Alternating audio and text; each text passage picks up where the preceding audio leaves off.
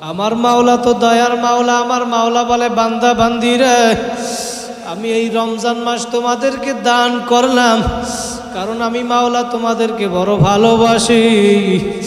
এই রমজান মাস এমন একটা দামি মাস, এমন একটা বরকতের মাস, কবরের আযাব বন্ধ,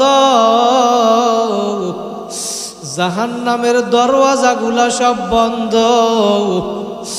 আমার মাওলা এই মাসটাকে এমন দামি মাস বানাইছে, বান্দা বান্দিরা যদি এই মাসে ইবাদত করতে পারো,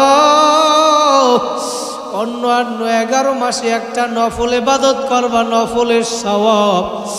আর এই রমজান মাসে একটা নফল ইবাদত করলেও ফরজের সমান হইয়া যাবে। আমার মাওলা তো দয়ার মাওলা।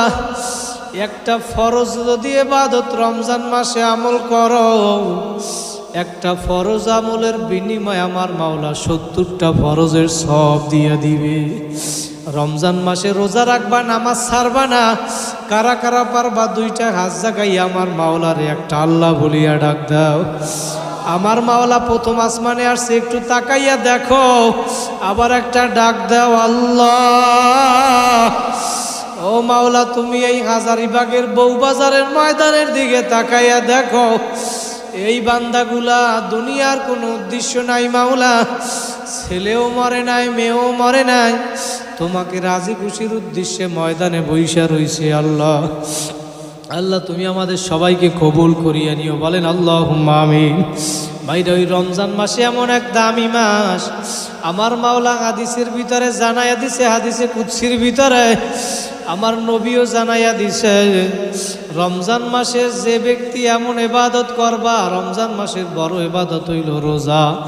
আর এই রোজার বিনিময়ে আমার মাওলা এই জন্য নিজেই দিয়া দিবে। কারণ দুনিয়ার ভিতরে যখন আপনি রোজা রাখবেন, দেখবেন যখন দুপুর বেলা হইয়া যায়, আপনার পানির পিপাসা লাগিয়া যায়, তখন আপনার ঘরের ভিতরে পানিও থাকে, ফ্রিজের ভিতরে ঠান্ডা পানি থাকে, লেবুর পানিও থাকে, তারপরেও কিন্তু বান্দাবান্দি খায় না। আমার মাওলা ফেরেশতাদেরকে ডাক দিয়া বলে, ফেরেশতারা তাকাইয়া দেখ, আমি ওই বান্দাবান্দিকে যখন দুনিয়ায় বানাইতে চাইছিলাম, তোরা বলছিলি বানানো লাগবে না, এখন তাকাইয়া দেখ, ওর সামনে ঠান্ডা পানি, কিন্তু খায় না। ফেরেশতারা কেন খায় না? ফেরেশতারা বলে, মাবুদ গো, তোমার ভয়। বলে, আর কেন খায় না? বলে, তোমার জান্নাতের আশায় খায় না। জোরে বলেন সুবহানাল্লাহ।